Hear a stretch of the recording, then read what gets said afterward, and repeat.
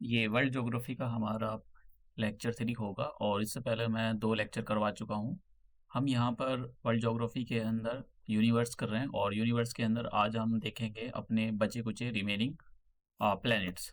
तो ये सिलेबस दिया हुआ है यहाँ पर जनरल स्टडीज़ पेपर 1 का 2 घंटे का टाइम होता है, 200 मार्क्स का ये क्वेश्चन पेपर होता है। तो हम ये इंडियन एंड वर्ल्ड ज्योग्राफी कर रहे हैं, तो वर्ल्ड ज्योग्राफी के अंदर जैसे मैंने कहा कि हम यूनिवर्स कर रहे हैं। उसके बाद हमारे ये खत्म हो जाएँगे, तो फिर हम नेक्स्ट टॉपिक स्टार्ट करेंगे। अब देखिए मैंने आपको अर्थ तक पढ़ा दिया था। पिछला वाला जो लेक्चर था वो अर्थ पर बेस्ड था, क्योंकि हम अर्थ पर रहते हैं तो अर्थ की डिटेल हिस्ट्री हमको जानना बहुत ज़रूरी है। नेक्स्ट प्लेनेट आता है हमारा मार्स। देखिए मार्स को रेड प्लेनेट बोला जाता है। अगर पीसीएस के अंदर क्वेश्चन आता है तो आपसे पूछा जाएगा कि इनमें से कौन-सा 4 ऑप्शन होंगे, इनमें से कौन-सा रेड प्लेनेट है? तो आंसर होगा मार्स।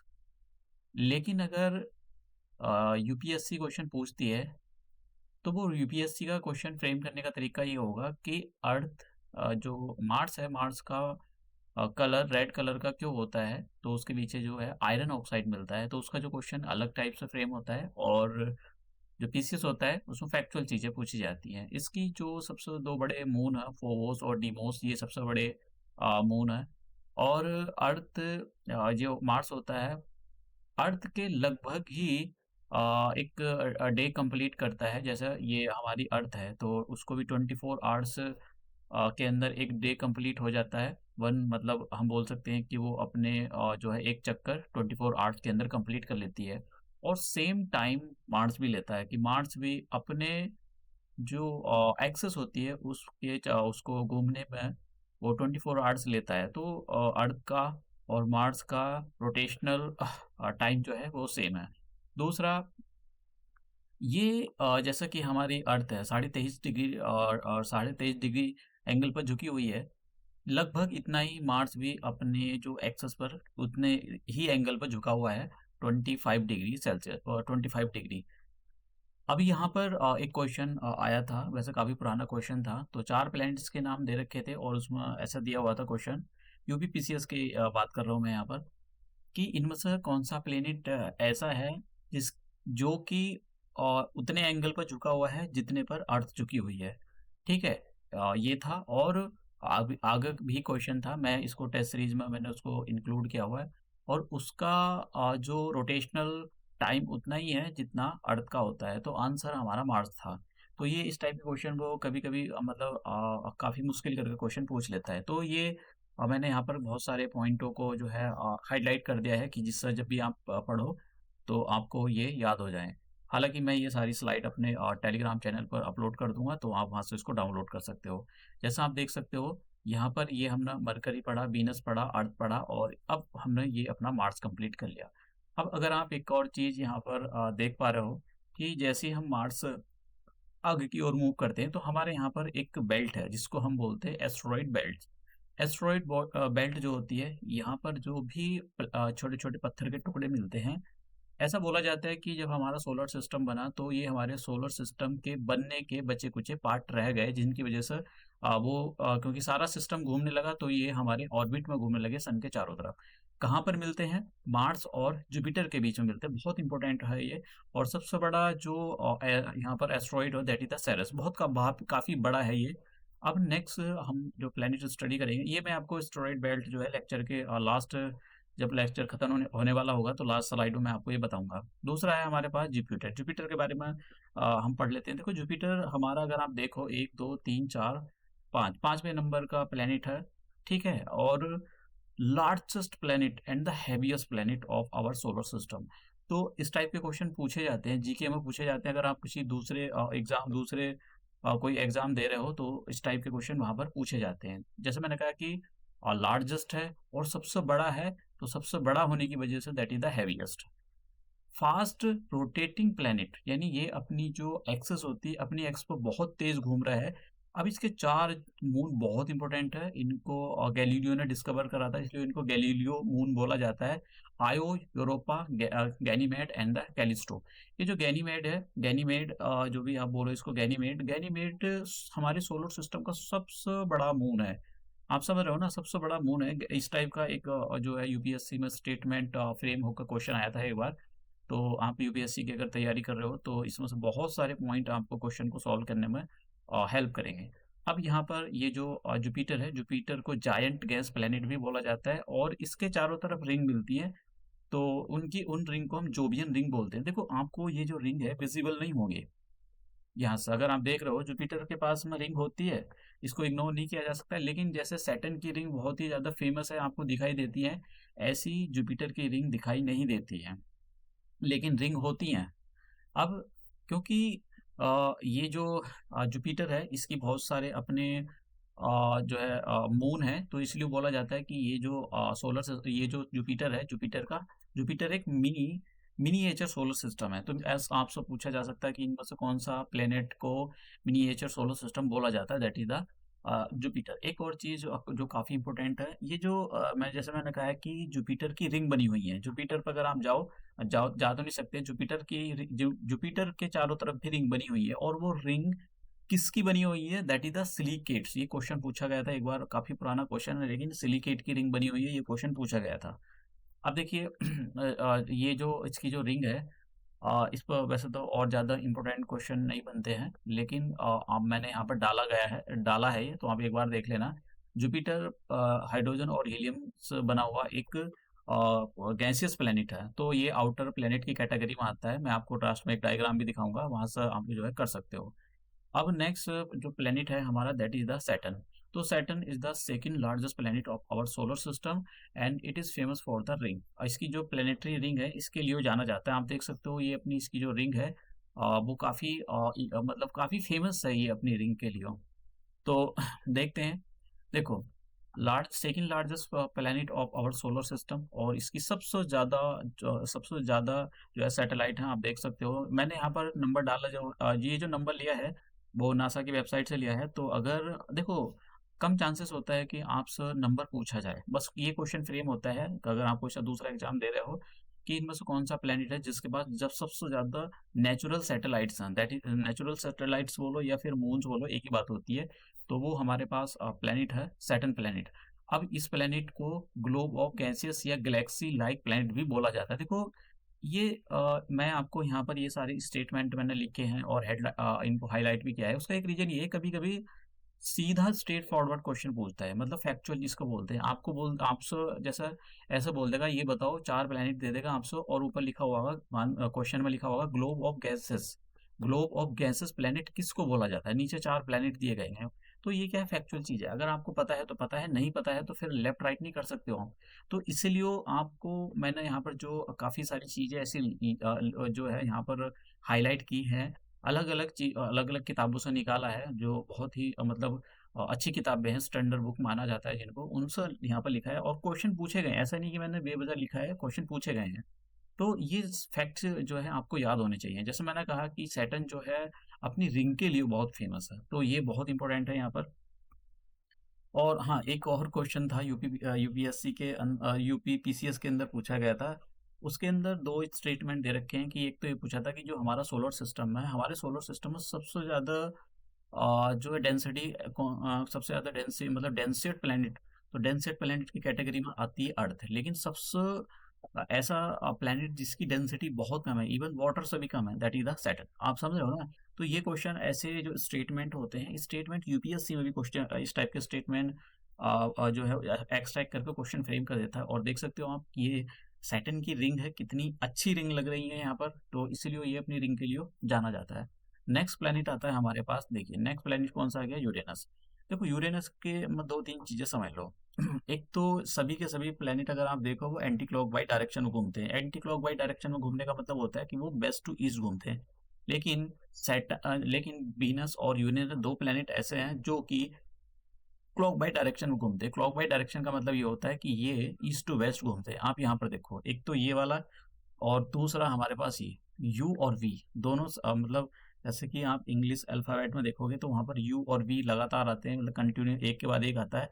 तो सेम है, आप उससे याद रख सकते हो, यू और वी यहाँ भी आते हैं। तो ये कैसे घूमते हैं, ये क्लॉक बाई डायरेक्शन में घूमते हैं। क्लॉक बाई डायरेक्शन का मतलब हो गया ये ईस्ट टू वेस्ट घूमते हैं। तो इसके बारे में आपको बताना चाहिए। ये जो दो प्लेनेट हमारे पास, यूरेनस एंड द नेपच्यून, ये इनको आइस जायंट बोला जाता है। इसका एक रीजन ये है क्योंकि ये हमारे सन से बहुत दूर है, जिसकी वजह से इनका टेम्परेचर कम होता है और यहाँ पर जो है आइस वो आइस मिलती है।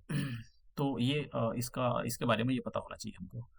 अब नेक्स्ट प्लैनेट हमारे पास नेपच्यून। नेपच्यून सबसे दूर का प्लैनेट है, तो मैं अगर इसको दिखाऊं तो ये हमारे पास नेपच्यून सबसे है। तो सबसे दूर होने की वजह से ये बहुत ही ठंडा प्लैनेट है, कोल्डेस्ट प्लैनेट है, फार्देस्ट प्लैनेट है, कोल्डेस्ट प्लैनेट है। आपसे ऐसे क्वेश्चन पूछे जा सकते हैं, ज़्यादा तो नहीं पूछा गया। एक ही बार यही क्वेश्चन पूछा गया था कि 4 प्लैनेट दिए गए थे, तो पूछा गया था which of the planet is the coldest planet of our solar system. तो और एक क्वेश्चन दो एक ही क्वेश्चन को 2 बार पूछा गया था, वहां पर ऐसा दे रखा था, शायद यूरेनस के बारे में दिया हुआ था, मुझे एग्जैक्टली क्वेश्चन याद नहीं। Uranus is the warmer than the Neptune, एक ऐसा statement, Uranus is the warmer than the Saturn, इस टाइप से मतलब उसने जो है क्वेश्चन फ्रेम कर रखे थे। तो वो मैं टेस्ट सीरीज में मैंने उसको इंक्लूड किया है। तो इस टाइप के क्वेश्चन भी पूछे जाते हैं, तो आपको पता होना चाहिए कि भाई जो प्लेनेट है किसके बाद क्या आता है, उसी के हिसाब से आप ऐसे क्वेश्चन को एलिमिनेशन मेथड से कर सकते हैं। जैसे जुपिटर के बाद सैटर्न, सैटर्न के बाद यूरेनस, यूरेनस के बाद में नेपच्यून। और दूसरे के अगर आप अगर और आगे चलोगे तो आपको देख लोगे एक और बेल्ट मिलती है जिसको काइपर बेल्ट बोला जाता है। ये जो काइपर बेल्ट बेल्ट होती है, इसके अंदर भी ऑब्जेक्ट मिलते हैं, और ये जो ऑब्जेक्ट है आईसी ऑब्जेक्ट है, मतलब सन से काफ़ी दूर होने की वजह से इनका जो टेम्परेचर होता है वो बहुत कम होता है, जिसकी वजह से हाँ सारी की सारी चीज़ें, मतलब टेम्परेचर बहुत ही मतलब माइनस में होता है, तो इसकी वजह से सारी की सारी चीज़ें जो है फ्रीज होती हैं। तो जब ये ऐसा सन के चारों तरफ इस टाइप से एलिप्टिकल ऑर्बिट में आते हैं, तो एक अभी हम कॉमेट पढ़ेंगे, तो इनकी एक जो आइस होती है, बाहर की जो डस्ट होती है वो जलने लगती है, और जैसी जलती है तो ये बहुत बड़ा एक जो है अपनी टेल बना लेते हैं। तो अभी हम देखेंगे इसको कमिंग स्लाइड के अंदर। अब प्लूटो के बारे में बात कर लेते हैं। देखो एक बार क्वेश्चन, काफ़ी पुराना क्वेश्चन है, 2006 से पहले क्वेश्चन पीसीएस के अंदर पूछा गया था। उस टाइम पर क्वेश्चन ये था कि how many planets are in our solar system. तो हमारे सोलर सिस्टम के अंदर कितने प्लैनेट्स हैं, तो उसका आंसर था 9। लेकिन 2006 के बाद में हमारे सोलर सिस्टम के अंदर कितने प्लैनेट बचे, 8 बचे। तो अब वो क्वेश्चन जो है उसका सही आंसर 8 है, क्योंकि प्लैनेट को ये जो प्लूटो है, प्लूटो को 2006 के बाद जो है प्लैनेट की कैटेगरी से बाहर कर दिया गया है। तो आपसे वैसे तो कम ही चांसेस है कि पूछा जाए, कम ही चांसेस है कि ये पूछा जाए, लेकिन आपको ऐसा ये पता होना चाहिए। हो सकता है कि कभी देखो, कह नहीं सकते हैं, क्योंकि जो कॉम्पिटिटिव एग्जामिनेशन होते हैं उनका नेचर ऐसी होता है, क्या उठा ले, क्या इस पे क्वेश्चन पूछ ले, कुछ कह नहीं सकते। अब यहाँ पर बढ़ते हैं एस्टेरॉइड बेल्ट। तो एस्टेरॉइड बेल्ट से पहले मैं आपको जरा डायग्राम दिखाना चाहता हूँ। वैसे मैं आपको डायग्राम दिखा चुका हूँ। तो जैसे आप ये देख रहे हो, देखो ये क्या है, पीछे वाला मैंने आपको, पीछे वाला डायग्राम से ही मैं आपको दिखाता हूँ। हाँ, यहाँ पर देखो, ये मार्स है और ये जुपिटर है, तो यहाँ पर मिलती है एस्ट्रॉइड बेल्ट, ये मेन बेल्ट बोला जाता है एस्ट्रॉइड। देखो छोटी मोटी बेल्ट तो और भी मिलती रहती है, जैसे यहाँ पर यहाँ यहाँ ये बेल्ट हो गई, छोटी छोटी बेल्ट है, तो इससे इतना फर्क नहीं पड़ता। लेकिन यहाँ पर जो है ये मेन बेल्ट है, ये वाली एस्ट्रॉइड की मेन बेल्ट है। तो देखो होता क्या है, जब भी कोई, क्योंकि ये जो यहाँ पर जो ऑब्जेक्ट होते हैं वो एक बचे कुछ पत्थर के टुकड़े हैं। जब हमारा सोलर सिस्टम बन रहा था, तो वो सोलर सिस्टम का पार्ट मतलब हमारे प्लेनेट का पार्ट नहीं बन पाए, तो ये बचे कुचे उनके पार्ट थे। इनकी जो अगर कोर देखोगे वो जनरली मेटल की बनी हुई होती है। तो क्योंकि सिंपल सी बात है, सारी सिस्टम मूव कर रहा है तो इनमें कोलिजन होता रहता है, तो कभी ये अपने ऑर्बिट पे घूमते रहते हैं। तो अपने ऑर्बिट से तो कभी ये इधर चले जाएंगे, ठीक है, कभी इधर चले जाते हैं और कभी इधर चले जाते हैं। तो अगर मान लो इधर जा गए, इधर, तो हो सकता है मार्स पर गिर जाएँ। मार्स के बाद अगर मार्स आगे बढ़ गया तो अर्थ पर गिर जाएँ, वीनस पे गिर जाएँ, मरकरी पे गिर जाएँ, या फिर मून पे गिर सकते हैं। तो जब भी कोई पत्थर का टुकड़ा है जो एस्टेरॉइड बेल्ट में चारों तरफ घूम रहा है, वो अपने ऑर्बिट को छोड़कर अपने ऑर्बिट से बाहर की ओर हो जाता है, तो उसको हम मेटेरॉइड मेटेरॉइड बोलने लगते हैं। तो यही हमारा जो है एस्टेरॉइड बोल्ट बेल्ट थी, और इसमें मैं आपको दिखाता हूँ कि कैसे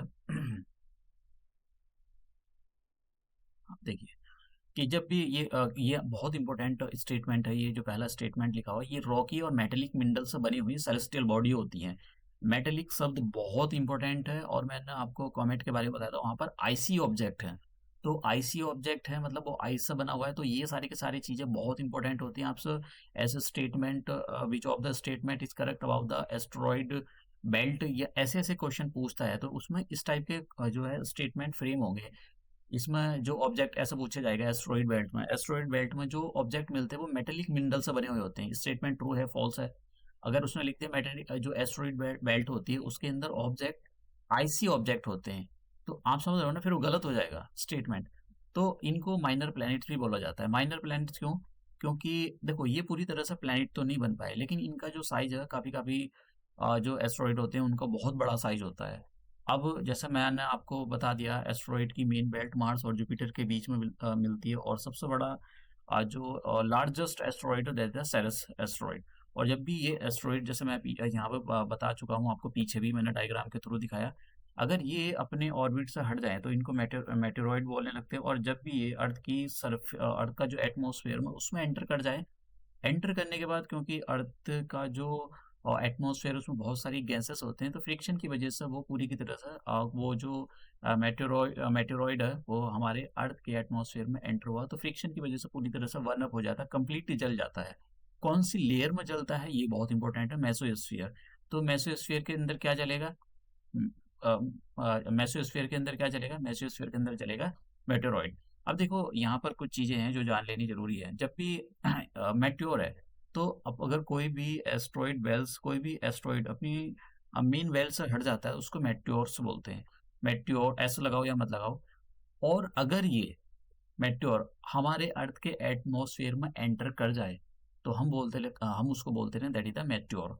और इसी मेट्योर को शूटिंग स्टार बोला जाता है, क्योंकि जब ये हमारे अर्थ के एटमॉस्फेयर में एंटर करता है तो फ्रैक्शन की वजह से कंप्लीटली बर्न हो जाता है। अब कभी कभी क्या होता है कि जो ऑब्जेक्ट है उनकी जो कोर होती है वो काफी ऐसी मेटल की बनी हुई होगी जो कंप्लीटली बर्न नहीं होगी, तो फिर वो जमीन पर टकराएगा अर्थ की। तो जो जमीन पर टकराता है उसको मेटेओराइट बोलते हैं, समझ गए आप? तो आपको मेटेओराइट क्रिएटर काफी मिल जाएंगे हमारे अर्थ पर, तो अभी देखेंगे हम उसके बाद में कि जो हमारे जो मेटेरॉइड हैं।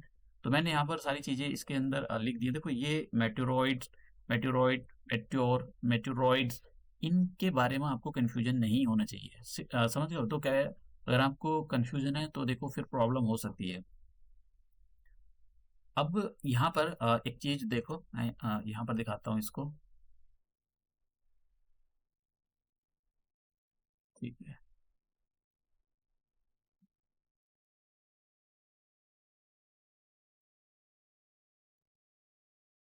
देखो आप फिर से इसको एनिमेशंस को शुरू से देखना कि अभी ये मेटेoroid है और ये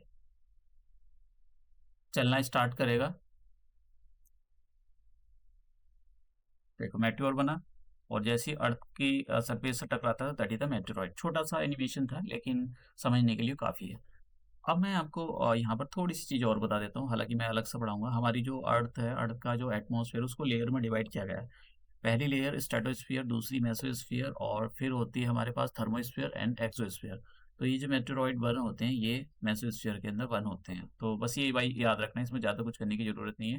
यहाँ पर एक और डायग्राम दे रखा है, जब भी ये अर्थ से टकराते हैं तो आप देख रहे हो कैसी मेटल का बना हुआ, तो बहुत हार्ड मेटल होती है। तो कुछ लोग इनका जो इनको मतलब इनके पत्थर के टुकड़े चुगते फिरते रहते हैं और वो काफ़ी महंगे होते हैं। मेटेओराइट्स क्रिएटर हमारे जो है पूरे वर्ल्ड में मिलते हैं, ऐसा नहीं इंडिया के अंदर ही मिलेंगे आपको, पूरे वर्ल्ड के अंदर सभी मिल जाएंगे। जैसे कि इंडिया के अंदर महाराष्ट्र के अंदर एक आपको लेक मिलेगी, लोनार लेक। तो लोनार लेक भी मेटेओराइट से बनी हुई है। और एक धाला क्रेटर है मध्य प्रदेश के अंदर, और रामगढ़ क्रेटर है ये राजस्थान के अंदर। तो कभी कभी ऐसा पूछ लिया जाता है कि इनमें से कौन सा मेटेओराइट लेक है, कौन सी मेटेओराइट लेक नहीं है, ऐसे कुछ क्वेश्चन पूछ लिए जाते हैं। स्टेटमेंट इधर उधर करके थोड़ा थोड़ा पूछ लिया जाता है वो, या रामगढ़ क्रिएटर कहाँ पर मिलता है ऐसा पूछ लिया जाएगा। तो ये आपको पता होना चाहिए, बहुत इंपॉर्टेंट है। एक और है, मैं आपको यहाँ पर दिखा देता हूँ। ये अगर आप देखो, ये गल्फ ऑफ मैक्सिको। तो गल्फ ऑफ मैक्सिको में बहुत जब डायनासोर का अंत हुआ था, तो 65 मिलियन ईयर्स अगो की बात है ये। उस टाइम डायनासोर हमारी अर्थ पर राज करते थे। तो बहुत बड़ा एक मेटेरॉइड अर्थ से टकराया था, और वो ये जो आप यहाँ देख रहे हो, ये गल्फ ऑफ मैक्सिको, तो यहाँ पर टकराया था। उसकी वजह से क्या हुआ था कि हमारे, ऐसा बोलते हैं लोग, देखो लोगों की थ्योरी क्या है, ऐसा बोलेंगे कि मेटेरॉइड अर्थ से टकराने पर डायनासोर खत्म हो गए थे। वो सही नहीं है। जब, क्योंकि डायनासोर जो थे वो गर्मी में रहने वाले मतलब एनिमल्स थे। लेकिन जब ये मेटेरॉइड अर्थ से टकराया तो इसकी वजह से क्या हुआ, पूरे जो एटमॉस्फेयर था अर्थ का वो धूल से ढक गया, तो जिसकी वजह से सन की रे उनका कट ऑफ हो गया, तो अर्थ का टेम्परेचर कम हो गया और वो जितने भी डायनासोर थे इसीलिए वो मारे गए। तो इस के बारे में आपको पता होना चाहिए। ये मेक्सिको का युकाटन पेनिनसुला है ये जो आप देख रहे हो दैट इज़ द पेनिनसुला। अब ये मैंने यहाँ पर प्लैनेट दिए कि हमारे प्लैनेट कितने टाइप के होते हैं। आउटर प्लैनेट्स और इनर प्लैनेट्स और आउटर प्लैनेट्स, तो इनके बारे में आपको पता होना चाहिए। कभी-कभी स्ट्रेट फॉरवर्ड क्वेश्चन पूछ लिए जाते हैं कि कौन से प्लैनेट इनर प्लैनेट होते हैं, कौन से प्लैनेट आउटर प्लैनेट होते हैं, और सीक्वेंस से भी पूछा गया है 1-2 क्वेश्चन कि आपसे ऐसा पूछा जाता है पहले कौन सा प्लैनेट आता है, Mercury, Venus, Earth, Mars, Jupiter, Saturn, Uranus, Neptune, तो इसके बारे में आपको पता होना चाहिए। काइपर बेल्ट के बारे में थोड़ा-सा मैं आपको बता देता हूँ, वैसे ज़्यादा जानने की ज़रूरत नहीं है काइपर बेल्ट के बारे में। देखो, अगर आप यहाँ देखो नेपच्यून, तो नेपच्यून से बाहर एक बेल्ट मिलती है, इसी को हम बोलते हैं तो that is the Kuiper belt. Kuiper belt जो है क्योंकि वो सन से बहुत दूर है, उसकी वजह से यहाँ पर जो ऑब्जेक्ट मिलते हैं उनका टेम्परेचर बहुत कम होता है, तो वो फ्रीज़ी आइसी फॉर्म में मिलते हैं। तो ये जो काइपर बेल्ट होती है, इसमें जो ऑब्जेक्ट मिलते हैं वो आइस की फॉर्म में मिलते हैं। और जब ये ऑब्जेक्ट अर्थ के मतलब अप्रोच करेंगे सन को, क्योंकि ये भी हमारे सन के चारों तरफ घूमते हैं। कैसे घूमते हैं जरा यहाँ इस एनिमेशन में देखो। देखो, ये एक ऑब्जेक्ट बहुत दूर से आया और हाईली इलिप्टिकल ऑर्बिट में घूम रहा है ये। फिर ये सन के चारों तरफ चक्कर काटेगा। तो ये इन्हीं को हम क्या बोलते हैं, दैट इज द कॉमेट। अब ये जो कॉमेट जब देखिए ये कैसे हमारे अर्थ की ओर सॉरी सन की ओर अप्रोच करेगा। अभी सन से दूर जा रहा है, अब यहाँ पर सन की ओर आएगा। तो जब ये सन की ओर आता है तो इसमें, क्योंकि ये काफ़ी सारी गैसेस से मिलकर बना हुआ होता है। जब ये मतलब तो इसको हम कॉमेट बोलते हैं। जब भी कोई भी कॉमेट सन की ओर अप्रोच करता है तो वो आइसी ऑब्जेक्ट होता है और काफ़ी गैसेस से मिलकर बना हुआ होता है, लेकिन वो गैस फ्रीज होती है। तो टेम्परेचर की वजह से अर्थ की जो सन होता है, सन के टेम्परेचर की वजह से वो जल जाता है, और उनकी जो जब वो जलता है तो काफ़ी लंबी पूँछ हो जाती है उसकी। अगर आप देखो ये काफ़ी मतलब ये जो आप देख रहे हो कितनी लंबी पूँछ है, और ये इसका यहाँ पर अगर आप अंदर की ओर देखोगे तो ये इसका न्यूक्लियस होता है। तो ये जलता हुआ मतलब जलता हुआ तारा दिखाई देता है। तो ये ऐसा मतलब ऐसे ऑर्बिट में हाईली इलिप्टिकल ऑर्बिट में ये घूमते रहते हैं। तो इसमें और कुछ इतना जानने लायक नहीं था। मैंने आपको यहाँ पर हाँ, एक और स्टेटमेंट आपको पता होना चाहिए, क्योंकि इनका जो ऑर्बिट है वो हाईली इलिप्टिकल ऑर्बिट होता है। हाईली इलिप्टिकल ऑर्बिट का मतलब ऐसा होता है, बहुत ही इलिप्टिकल होता है। तो ये क्या काम करते हैं, जैसे मान लो यहाँ पर सन है, तो ये ऐसे जाएँगे और बहुत टाइम के बाद जो है ये वापसी घूम के आते हैं अर्थ के ऐसे चक्कर लगाने के लिए, अर्थ के ऑर्बिट में घूमने के लिए। तो हाईली इलिप्टिकल होने की वजह से इनका जो ऑर्बिट है, मतलब ऑर्बिट का मतलब जिस रास्ते में ये घूमते हैं, जिस पाथ पे ये चलते हैं, हाईली इलिप्टिकल ऑर्बिट है, तो बहुत टाइम के बाद दिखाई देते हैं। सबसे अच्छा एग्जांपल हेली कॉमेट है। तो हेली कॉमेट ये बहुत टाइम के बाद आपको दिखाई देता है, 76 ईयर्स के बाद ये जो है एक चक्कर लगाता है ऐसा। यहाँ से ऐसे जाएगा, ऐसे घूमता हुआ बहुत 76 ईयर्स के बाद आएगा और फिर इस टाइप से आएगा। तो ये 1986 में दिखाई दिया था, अब 2061 में ये दिखाई देगा। तो ये मैंने आपको इन्फॉर्मेशन बताई, और देखो यहाँ पर जितनी भी मैंने इन्फॉर्मेशन दी है, आप ये जितने भी जो यूपीएससी है या यूपीएससी के बाहर के जो पेपर होते हैं उनको सॉल्व कर पाओगे बड़े आराम के साथ में। तो हम ये अपना लेक्चर यहीं समाप्त करते हैं और अपने नेक्स्ट लेक्चर में मिलते हैं।